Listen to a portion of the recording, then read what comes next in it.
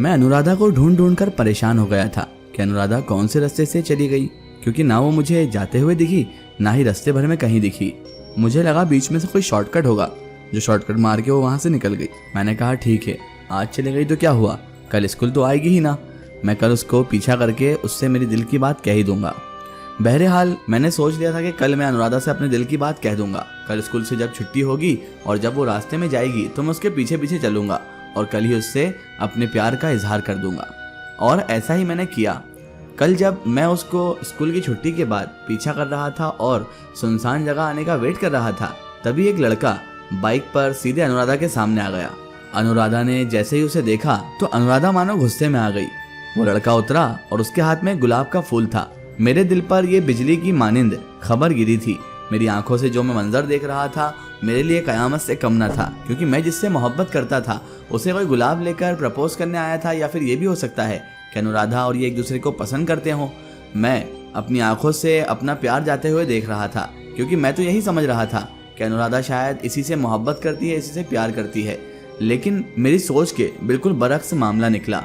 उस लड़के ने घुटनों पर बैठकर जैसे अनुराधा के सामने गुलाब का फूल बढ़ाया, अनुराधा ने उससे वो फूल लिया और उसके मुंह पर मार दिया, और साथ ही साथ एक थप्पड़ भी उसके मुंह पर रसीद कर दिया। जैसे ही मैंने ये देखा तो मेरे दिल को थोड़ी तसल्ली हुई कि शुक्र है कहीं अनुराधा का कोई चक्कर बिल्कुल भी नहीं है। अनुराधा भी मेरी तरह ही है, सिंगल। लेकिन उसने मेरी हिम्मत भी तोड़ दी थी। अनुराधा ने जिस गति से उसके गाल पर थप्पड़ रसीद किया था और जिस हिसाब से उसने उसको टड़काया था, उस हिसाब से ये तो पता चल गया था कि अनुराधा को इस तरह से अप्रोच करना या इस तरह से प्रपोज करना अपने गाल पर उंगलियों के निशान के अलावा कुछ नहीं दिला पाएगा। इतना तो मैं अच्छी तरह से समझ चुका था। लेकिन अब सवाल यही उठता है कि अब मैं उसे प्रपोज कैसे करूंगा। मैंने ये सोच लिया कि इस मामले को थोड़ा डिले करना ही ठीक रहेगा। पहले अनुराधा के करीब जाना जरूरी है, उससे इतनी दोस्ती करना जरूरी है कि वो कम से कम मुझे तो थप्पड़ रसीद ना करे, क्योंकि मुझे अब उससे डर भी लगने लगा था। जरा से मैं वो इतने गुस्से में आ गई थी कि उसने उस लड़के को तो थप्पड़ ही मार दिया था। समझ नहीं आ रहा था कि अब मैं क्या करूं। बहरहाल मैंने इस मामले को डिले करना ही सही समझा और फिर मैं अनुराधा के करीब जाने लगा। दिन ब दिन हमारी दोस्ती को मैं गहरी बनाने लगा। अनुराधा मुझे हर बुरे काम से रोकती थी और यही आदत मुझे उसकी बहुत अच्छी लगती थी। मैं लड़ाई झगड़े करने का बहुत ज्यादा आदी हो चुका था। कोई भी मुझसे कहता कि सरफराज भाई वो मुझे परेशान कर रहा है, तो मैं उसके चक्कर में ही लड़ने पहुंच जाता। कभी किसी दोस्त के झगड़े में जाता, कभी किसी की लड़ाई में जाता, और अनुराधा ये सब देखती रहती। मुझे मार पिटाई करने में बड़ा मजा आता था, लेकिन मैं ये नहीं जानता था कि इससे अनुराधा मुझसे दूर हो जाएगी। एक दिन अनुराधा ने मुझसे कहा, सरफराज तुम कोई इस चीज कामों के लिए नहीं बने हो और तुम ऐसे बैकग्राउंड से नहीं हो कि तुम ये सब काम करते हो। तुम अच्छी फैमिली से हो, मैं तुम्हें यही समझती थी, लेकिन तुम आए दिन लोगों को पीटते हो, लोगों से झगड़ा करते हो, लड़ाई करते रहते हो। ऐसे तो हमारी दोस्ती टूट जाएगी। मैंने जैसे ही उसकी जुबान से लफ्ज सुने, मैंने कहा, अनुराधा तुम जैसा कहोगी मैं वैसा कर लूंगा, लेकिन ये दोस्ती तोड़ने की बात मत करा करो। अनुराधा मुस्कुराई और कहने लगी, तो फिर तुम ये सब काम छोड़ दो, लड़ाई झगड़ा छोड़ दो पूरी तरीके से। किसी के पीछे भी लड़ने से कोई फायदा नहीं होना है, उल्टा तुम्हारी ही बदनामी होना है। अनुराधा ने इतने प्यारे तरीके से मुझे समझाया था कि मैं लड़ाई झगड़ा क्या पता नहीं क्या क्या छोड़ देता, लेकिन उसने कहा था कि लड़ाई झगड़ा छोड़ोगे तभी दोस्ती कायम रहेगी। तो उसके बाद मैंने उससे प्रॉमिस किया कि मैं कोशिश करूंगा कि जल्द से जल्द इन सब चीज़ों से बाहर आ जाऊं। और अनुराधा ने कहा कि बिल्कुल तुम्हें बाहर आना ज़रूरी है, क्योंकि हम ऐसे लोग नहीं हैं सरफराज। हमें अपने करियर पर ध्यान देना है, हमें अपने फ्यूचर पर ध्यान देना है। फ्यूचर में क्या तुम गुंडा मवाली बनना चाहते हो? अगर गुंडा मवाली बनना चाहते हो तो फिर स्कूल क्यों आ रहे हो, यहाँ पढ़ क्यों रहे हो, और माँ बाप का पैसा क्यों बर्बाद कर रहे हो? माँ बाप का नाम सुनते ही मैंने अपने गर्दन को नीचे कर लिया। अनुराधा कहने लगी, क्या मेरी बात का बुरा लगा? मैंने कहा, नहीं, तुमने माँ बाप का नाम लिया ना, इसलिए मुझे कुछ याद आ गया। अनुराधा ने कहा, ऐसी कौन सी बात याद आ गई हो, तुम इतने उदास हो गए? मैंने अनुराधा को फिर बताया कि मेरे वालिद, मेरे पिताजी इस दुनिया में नहीं है। अनुराधा मुझसे माफ़ी मांगने लगी। मुझे माफ़ करना सरफराज, मुझे पता नहीं था। मैंने कहा, नहीं अनुराधा, बहुत टाइम बाद तो किसी ने मेरी माँ के बाद मुझे समझाया है। आज पहली बार मुझे एहसास हुआ है कि वाकई मैं कितना गलत था। अब मैं लड़ाई झगड़ा छोड़ दूंगा और मैं पढ़ाई पर ध्यान भी दूंगा, फ्यूचर पर ध्यान दूंगा, अपने करियर पर ध्यान दूंगा। अनुराधा कहने लगी, ऐसे तो तुम मेरे बेस्ट फ्रेंड बन जाओगे। मैंने कहा, वही तो बनना चाहता हूँ मैं। और हम दोनों हंसने लगे। उसके बाद मैं किसी के लड़ाई झगड़े में नहीं पड़ता और अपनी बुरी आदतों को सुधारने में लग जाता। पता नहीं कैसे, पर अनुराधा शायद मेरी लाइफ में मुझे सुधारने के लिए ही आई थी। लेकिन मुझे हमेशा एक बात खटकती थी, और वो थी अनुराधा की गैर मौजूदगी, वो भी रास्ते में।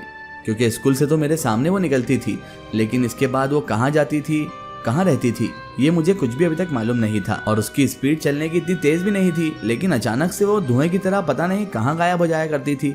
मुझे इस बात पर हमेशा पुरअसरार सी कोई बात लगती थी, कोई ऐसी खुफिया बात लगती थी जो अनुराधा ने सबसे छुपाई हुई थी।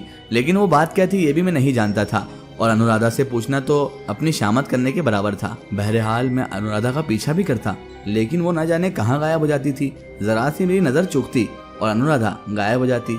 अब रास्ता है ये तो, नज़र तो चूकती ही है, कभी इधर देखना कभी उधर देखना। इतने में अनुराधा ऐसी गायब होती जो मुझे मिलती ही ना, और यही बात मुझे बहुत खटकती थी। उससे पूछने का मन भी करता था, लेकिन अनुराधा बहुत गुस्से वाली लड़की थी और वो रूल्स और रेगुलेशन वाली थी, ज़रा सा भी अपने उसूलों के खिलाफ नहीं जाती थी, और यही बात मुझे बहुत अच्छी लगती थी। बहरहाल स्कूल के दिन गुजरते गए, हमने 12th भी पास कर ली और ये दोस्ती इतनी गहरी हो गई कि हमने एक ही कॉलेज में एडमिशन ले लिया। कॉलेज में बाइक से जाया करता था, बाइक मैंने खरीद ली थी और अनुराधा वहाँ पर भी पैदल ही आती थी। एक दिन तो मैंने जिद कर ली अनुराधा से कि आज मुझे देखना है तुम रहती कहाँ हो। तो फिर अनुराधा ने कहा कि ठीक है, जब वक्त आएगा मैं बता दूंगी। मैंने कहा वो वक्त कब आएगा, आज हमारी दोस्ती को 2 साल से ज़्यादा हो गए अनुराधा, मैं ये भी नहीं जानता तुम कहाँ रहती हो, बस तुम्हें यहाँ मिलता हूँ, उसके बाद तो तुम दिखती ही नहीं हो। अनुराधा हंसने लगी और कहने लगी, अरे सरफराज बेफिक्र रहो, तुम्हें मेरे बारे में सब कुछ तो पता है, तुम मेरी हर आदत से वाकिफ़ हो और मैं तुम्हारी हर आदत से। मैं तो तुम्हें अच्छी तरह से जान चुकी हूँ, तुम भी जान जाओगे, बेफिक्र रहो। 2 साल हुए हैं दोस्ती को, तो इसमें इतना कुछ तो जान गए हो ना कि मुझ पर भरोसा है। मैंने कहा तुम पर मैं खुद से ज़्यादा भरोसा करता हूँ। लेकिन अनुराधा, उसने कहा बस इतना काफ़ी है मेरे लिए, तुम मुझ पर भरोसा करते हो, मुझे तुम पर भरोसा है, इससे ज़्यादा दुनिया में और क्या चाहिए दोस्ती के लिए। वो हमेशा मुझे बातों में घुमाकर मुझे अपने घर का एड्रेस नहीं बताती, कहाँ वो रहती है ये भी नहीं बताया करती थी। एक दिन मैंने सोच लिया आज तो पूरे फोकस का इसका पीछा किया जाए, क्योंकि इसका घर जानना बेहद ज़रूरी है। ऐसा तो नहीं कि अनुराधा मुझसे कुछ ऐसी चीज़ छुपा रही हो जो बाद में मैं एक्सेप्ट भी ना कर पाऊँ, इसीलिए जानना बेहद ज़रूरी था। अनुराधा को शायद पता चल जाता था कि मैं उसका पीछा कर रहा हूँ, क्योंकि जिस दिन मैं उसका पीछा करता था वो मुड़ मुड़ कर बार बार पीछे देखती थी, जिस वजह से मुझे छुपना पड़ता था। और मैं जब उससे छुपने के लिए ज़्यादा देर की गैप कर देता, बस इतनी देर में तो अनुराधा पता नहीं कहाँ गायब होती, बाद में मिलती ही नहीं। समझ नहीं आता था ये लड़की आखिर है क्या। कभी कभी ऐसा लगता था कि कहीं ऐसा तो नहीं कि कोई पुरअसरार हकीकत मुझसे छुपाई गई हो और अनुराधा। फिर मैं दिमाग को झटक देता और कहता मेरी अनुराधा ऐसी नहीं हो सकती।